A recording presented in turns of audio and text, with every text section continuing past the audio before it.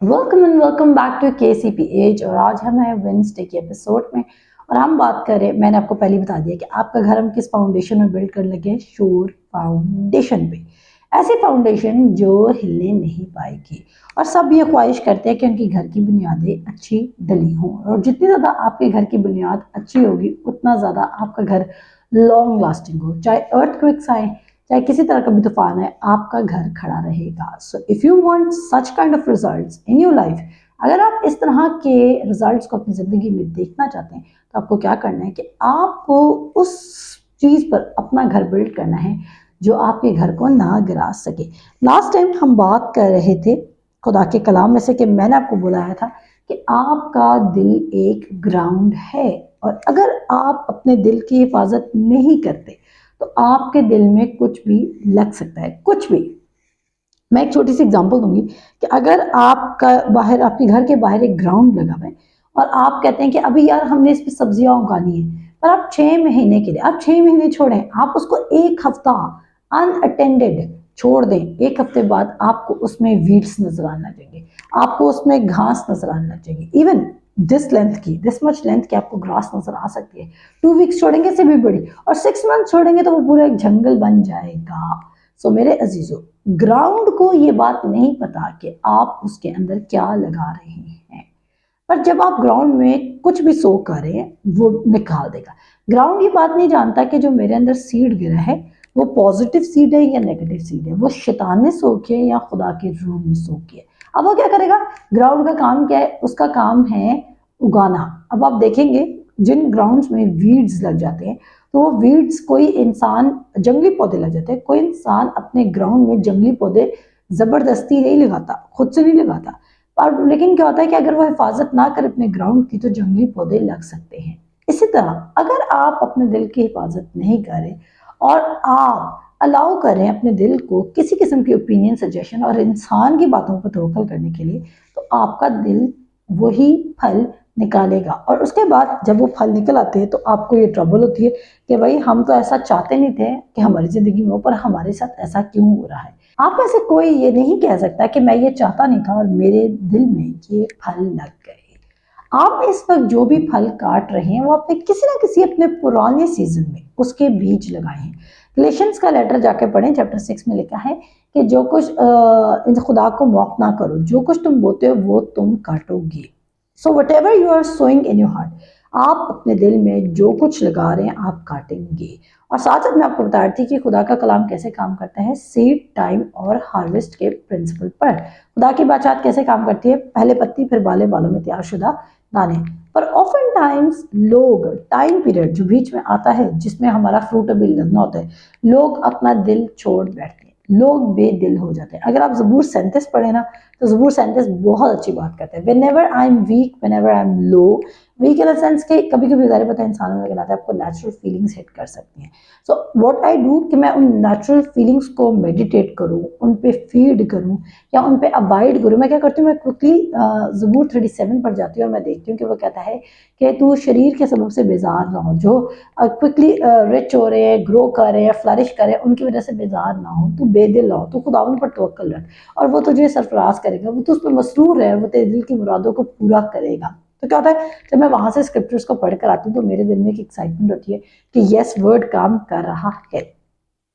अब आप हो, मैं हूं, पर हमने क्या करना है? हमने वर्ड पर फीड करना है, हमने वर्ड पर डिपेंड करना है। अब टाइम जो भी गुजर रहा है उसके लिए परेशान मत हो, क्योंकि अगर आपने बीज लगा दिया तो फल आपके पौधे में आना ही आना है। क्योंकि हम अपने शूट सिस्टम को, जो हमारे जमीन में बड़ा होता है, हम उसको देख नहीं पा रहे होते, तो हम समझते हैं कि हमारा फल लग नहीं रहा। अगर आपको इतनी इतनी गंदम गंदम का पौधा अगर इतना इतना लग चुका है, तो आप बिलीव करेंगे, मैं ज़मीन से लेंथ की बात करें, इस टेबल की लेंथ की बात नहीं करें, अगर इतना था गंदम का पौधे लग चुके हैं, जो भी कहते हैं गंदम की होता है वो, अगर वो लग चुका है तो आप बिलीव करेंगे कि अब गंदम ने आना ही आना है, आप होपलेस नहीं होंगे। पर क्या मसला क्या है कि हमें कलाम की जो जो इतना बड़ा पौधा खड़ा हो तो वो हमें नजर नहीं आ रहा था, क्योंकि वो रूहानी आलम में स्टैब्लिश्ड हो रहा होता है। जब हमें वो नजर नहीं आ रहा था तो हम समझते हैं कि कलाम काम नहीं कर रहा, और शैतान हमें इस बात में डिसीव कर देता है कि अगर कलाम ने काम किया होता तो तुम्हें अभी तक रिजल्ट्स नजर आ रहे होते हैं। पर आपने कलाम खुद शैतान की ज्यादा सुननी है, बदन की ज्यादा सुननी है, लोगों की ज्यादा सुननी है, या खुदा की आवाज की ज्यादा सुननी है। अभी आपके पास चॉइस है, आपको खुदा ने जिंदगी और मौत दी है और आप चाहे तो जिंदगी सेलेक्ट कर सकते हैं।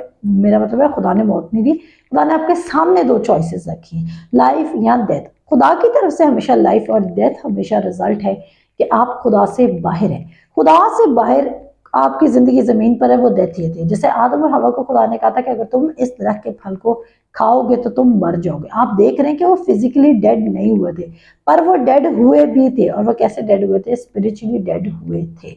सो शुरू से खुदा हमेशा ये कह रहा है कि खुदा से जुदा होकर हम कुछ भी नहीं है, खुदा से जुदा होकर हम डेड हैं। और इवन एक जगह पर अगर आप जॉन 15 पढ़ें तो खुदा यीशु मसीह कहते हैं कि जो डाली मुझ में कायम रहेगी वो फल लाएगी, मुझसे जुदा होकर तुम कुछ नहीं कर सकते। सो आपने ये देखना है कि, और मैं क्यों कह रही हूँ मुझसे जुदा होकर तुम कुछ नहीं कर सकते। बहुत सारे लोग समझते हैं कि हमने यीशु मसीह को एक्सेप्ट किया हुआ है और हम उसके साथ कनेक्टेड है और हम उससे जुदा नहीं होंगे, यानी वो पर्सन ऑफ जीसस के पीछे भाग रहे हैं। पर मैं आपको बताना चाहती हूँ कि इब्तिदा में कलाम था, कलाम खुदा के साथ था और कलाम खुद खुदा था। इसका क्या मतलब है? इसका मतलब है कि जीसस वर्ड है। जब आप मसीह यीशु से जुदा नहीं हो रहे, इसका मतलब है कि आप उसके रिटन वर्ड ऑफ गॉड से जुदा नहीं हो रहे। और जब आप उसके रिटन वर्ड ऑफ गॉड से जुदा नहीं हो रहे तो आप बेशक फल देखेंगे। जिस किसी ने बीज लगाया है वो अगले सीजन में फल भी उठाएगा। लेकिन जब आपने बीज नहीं लगाया तो आपकी रॉन्ग एक्सपेक्टेशंस हैं, और तभी बहुत सारे मसीही क्विट कर जाते हैं, गिव अप कर जाते हैं, क्योंकि वो समझते हैं कि अगर 12 बरस की औरत, जिसका 12 बरस से जिस औरत का खून जारी था, अगर वो वन टच से हील्ड हो सकती है तो हम क्यों नहीं। पर आप ये भूल जाते हैं, मैंने एपिसोड नंबर 2 में तमाम बात की है, जाकर सुने एपिसोड नंबर 2 को, कि उसने 3 लॉज ऑफ फेथ को फुलफिल किया था। और इसी तरह 38 बरस का लगला। इसी तरह जब पतरस ने जाल डाला, आपने अगर पतरस की जाल डालने वाली बात पे कहे ना, अच्छा चलिए बताएं जी पतरस ने कौन से लॉज ऑफ फेथ फुलफिल किए थे? तो पतरस ने भी लॉ ऑफ फेथ पूरे किए थे। उसने कहा हमने सारी रात जाल डाला पर हमारे हाथ में कुछ नहीं है, पर तेरे कहने पर, यानी कि वो भी खुदा के कलाम पर खड़ा हुआ। और जब आप यीशु के कहने पर कर रहे हैं तो रिजल्ट्स एविडेंट भी हैं, विजिबल भी हैं और कंफर्म भी हैं, क्योंकि जिसने वादा किया है वो सच्चा है। सो यहाँ पर आपको बताना चाहती हूँ कि जो आप अपने दिल में लगा रहे हैं उसके रिजल्ट्स के लिए आप रेडी भी रहें। रोमियो उसके 8 बाब की 6 आयत कहती है, to be carnally minded is death. English में पढ़ेंगे फिर उर्दू में जाएंगे। कहता है for to be carnally minded is death but to be spiritually minded is life and peace. Hallelujah. ये वर्स मुझे इतनी पसंद है, मुझे इतनी पसंद है कि मैं जब भी कार्नल माइंडेड होने वाली थी ना, तो मैं आपको बताना चाहती हूँ जितनी थॉट्स आपको आती है ना उतनी थॉट्स मुझे भी आती हैं, और जितना से ज्यादा शैतान आपको आके तंग करता है उतना ज्यादा वो मुझे भी आके तंग करते हैं। पर आप उसको कैसे टैकल करते हैं शायद आपको आता नहीं है। ईमान की अच्छी कुश्ती लड़। अगर ईमान कुश्ती ना होता तो वो कहता है ईमान की कश्ती में बैठ के चलाता है। वो कह रहा है ईमान की अच्छी कुश्ती लड़, you have to fight the good fight of faith. और इसका मतलब क्या है? इसका मतलब है कि आपकी जंग किसी के साथ लगी हुई है, तभी वो कह रहा है fight the good fight of faith. यानी कि अनबिलीफ और नेचुरल की फाइट है फेथ के साथ, और फेथ सिर्फ पैदा होता है खुदा के कलाम से। और इसकी फाइट जब लगी हुई अनबिलीफ के साथ तो आपने क्या करना है? आपने फेथ पे खड़े रहना है। और फेथ पे खड़े रहने का मतलब है कि ईमान तो सुनने से पैदा होगा और सुनना मसीह के कलाम से। आगे चलते हैं। अब वो कहता है ईमान की अच्छी कुश्ती लड़। तो अब वो कहता है जोरावर बादशाही ले जाएगा। जोरावर का मतलब है जो अच्छी कुश्ती लड़ेगा, जो गिव अप नहीं करेगा, जो क्विट नहीं करेगा, जो कलाम को डाउट नहीं करेगा, वो ले जाएगा। और ये जितनी बातें मैं आपको सिखा रही हूँ उनमें से कोई बात मुश्किल नहीं है। मुझे अपनी स्पीड का बहुत ध्यान रखना पड़ता है कि मैं बोलते बोलते बहुत तेज बोल जाती हूँ। मैं पूरी कोशिश करती हूँ कि मैं अपनी स्पीड को कंट्रोल कर सकूं। और मैंने अपने पीछे जो मेरे लोग बैठे थे मैं उनको कहती हूँ आप मुझे इशारा कर लें, you have to tell me कि मैं अपनी स्पीड को लूज ना करूँ या मैं बहुत फास्ट ना हो जाऊँ, लेकिन आप मेरी स्पीड को स्लो करके सुन सकते हैं। मकसद ये है कि आप रेवलेशन को रिसीव कर सकें। रोमियोस का 8 बाब की 6 आयत कहती है for to be carnally minded is death. Carnal mindedness, अब वर्ड यहाँ पर आ रहा है, इंग्लिश में पढ़ते हैं तो इंग्लिश में वो कहता है सॉरी उर्दू में पढ़ते हैं तो उर्दू में कहते हैं, रोमियोस के 8 बाब की 6 आयत कहती है, और जिस्मानी नीयत मौत है मगर रूहानी नीयत जिंदगी और इत्मीनान है। कहता है जिस्मानी नीयत मौत है, और यूजुअली हमारे माइंड में जिस्म का एक ही कॉन्सेप्ट है, अडल्ट्री। कम ऑन, इससे निकल आए। वो कहता है जिस्मानी नीयत मौत है, और यहाँ पर इंग्लिश में वर्ड यूज हुआ है कार्नली माइंडेड। इसका मतलब है फ्लैशली माइंडेड, इसका मतलब है नेचुरली माइंडेड, जो आप अपनी 5 सेंसेस से सोच रहे हैं। जब आप सिर्फ अपनी 5 सेंसेस के मुताबिक सोच रहे हैं, यानी कि जो आप देख सकते हैं, जो आप फील कर सकते हैं, जो आप टेस्ट कर सकते हैं। अब मैं आपको एक एग्जांपल देती हूँ, बहुत आपकी मदद करने वाली है इस एपिसोड में। इमेजिन कीजिए मेरे पास कोई आता है, आपके पास कोई आता है, और आपको झूठी खबर देता है कि आपका क्लोजेस्ट पर्सन कार एक्सीडेंट में डेड हो चुका है।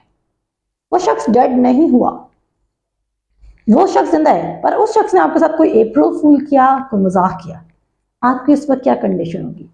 आप जो फील, देखें ये ट्रूथ नहीं है, पर आप फील करेंगे कि आप रोना शुरू हो जाएंगे। ऐसा है कि नहीं? आप रोएंगे, आप तड़पेंगे, आप रोएंगे, आप कहेंगे ऐसा कैसे हो सकता है, वो कौन से हॉस्पिटल में, किधर हुआ, कैसे एक्सीडेंट हुआ, और आप ओवर रिएक्ट कर जाएंगे। आप क्यों ओवर रिएक्ट करें? भले उसने आपके साथ वो फूल किया, पर आपने वो रिकग्नाइज नहीं किया। तो इसका मतलब है शैतान आपसे बहुत सारे झूठ बोल रहे हैं, जिनको आप इतना सच समझ के, कबूल करके, एक्सेप्ट करके उसके मुताबिक रिएक्ट कर रहे हैं। सच सिर्फ इस जमीन पर खुदा का कलाम है, रिटन वर्ड ऑफ गॉड, खुदा का लिखा हुआ कलाम। और मैं आपका फेथ लिखे हुए कलाम पर इसलिए बिल्ड करी क्योंकि वो कहता है बोने वाला बीज बोता है, और कहता है वो रात को सोता है और दिन को जागता है, और वो ये नहीं जानता कि वो कैसे फल लेकर आता है। फिर वो कहता है और जमीन आपसे आप फल लाती है। सो खुदा का जो किंगडम है आपकी जिंदगी में ऑटोमेटिकली काम करेगा। खुदा की गुड थिंग्स आपकी जिंदगी में खुद ब खुद काम करेंगे। पर क्या आप उसको अलाउ करें? क्या आप सीड सो करें? क्या आप कॉन्शियस हैं या आप कार्नली माइंडेड हैं? अब यहाँ पर मैं आपको एक बात बताना चाहती हूँ। एक जगह पर लिखा हुआ है, वो कहता है गुनाह की मजदूरी मौत है। अब वो कहता है गुनाह की मजदूरी मौत है, और दूसरी जगह पर वो कहता है जिस्मानी नियत मौत है। दोनों चीजें क्या है? मौत है। 1 + 0 भी 1 है, तो इसका मतलब है कि हमारा जो रिजल्ट आ रहा है उस पर कॉन्शियस होंगे। 1 + 1 भी 1 है, और 1 × 1 भी 1 है ना, तो हम ये नहीं देखेंगे कि मल्टीप्लाई हो रही है या एडिशन हो रही है, हम ये देखेंगे कि रिजल्ट में हमें 1 ही मिल रहा है। इसी तरह अगर आपको जिस्मानी नियत रखने से, कार्नल माइंडेडनेस, नेचुरल लेवल पे सोचने से भी डेथ मिल रही है, और गुनाहगार जिंदगी से भी डेथ मिल रही है, तो आपने क्या करना है? आपने इनको इक्वल लेवल ऑफ डिस्ट्रक्शन पर रखना है। इससे भी डेथ प्रोड्यूस हो रही है और इससे भी डेथ प्रोड्यूस हो रही है, तो इसका मतलब है ये दोनों नुकसानदेह चीजें हैं, दोनों अच्छी नहीं है, दोनों आपके बेनिफिट में नहीं जा रही है। पर क्रिश्चियन लाइफ में हम गुनाह से तो बच जाते हैं, क्योंकि हम कहते हैं यीशु मसीह ने हमारे सारे गुनाह उठा लिए। पर when it comes to this thing के नेचुरली माइंडेड होना, बहुत दफ़ा पिछली 6 मंथ्स पहले की बात है कि मैंने कुछ फूड खाया था, और फूड खाने से क्या हुआ कि एकदम से मेरी बॉडी ने रिएक्ट कर दिया। फूड खाया, क्या हुआ आई डोंट नो, रीज़न तो मुझे अभी भी नहीं पता, पर मैं इसको समझती हूँ कि वो एनिमी का अटैक था। तो मेरी पूरी बॉडी पे हाइव्स आ गए, जब बहुत सारे हाइव्स आ गए, वो इट वॉज वेरी पेनफुल, मुझे बहुत ज़्यादा दर्द हो रही थी, क्योंकि एकदम से स्किन ने रिएक्ट किया। अब जब रिएक्ट किया तब ये भी नहीं पता कि क्या खाने से हो रहा है, क्या खाने से नहीं हो रहा।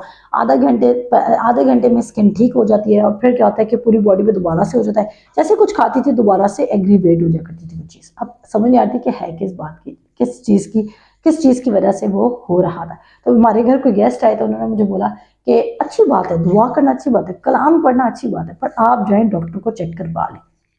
मेरे अजीजों, अगर आप ईमान के इस पॉइंट में हैं तो मैं आपको जज या कंडेम नहीं करी, पर एटलीस्ट मैं ये राइट ज़रूर रखती हूँ कि मैं आपको सच्चाई से वाकिफ कर पाऊँ, कि आपको ये अंडरस्टैंड करना है कि आपके पास अल्टीमेट ट्रूथ प्रेजेंट है, कि उसी के मार खाने से आपने शिफा पाई। मैं एक्सट्रीमली, मुझे बहुत पेन थी, पर वो विद इन अ डे मैंने उस पेन को ओवरकम किया, और मैंने बिलीव नहीं किया कि मैं इसको रिसीव करूंगी या मैं इसमें कंटिन्यूस मूव करूंगी, और मैंने फेथ रखा। और मैंने फेथ कैसे रखा? I just shut my self in my room, मैंने अपने आप को अपने कमरे में बंद कर लिया, and I stood in on the word of God. और मैंने बहुत ज़्यादा दुआएं नहीं की, मैंने बहुत ज़्यादा कन्फेशंस नहीं किए, मैं सिर्फ लेटी और मैंने बिलीव किया कि it is going and it is not from God, और ये सिर्फ एनिमी का अटैक था। और से क्या हुआ, रिजल्ट क्या हुआ?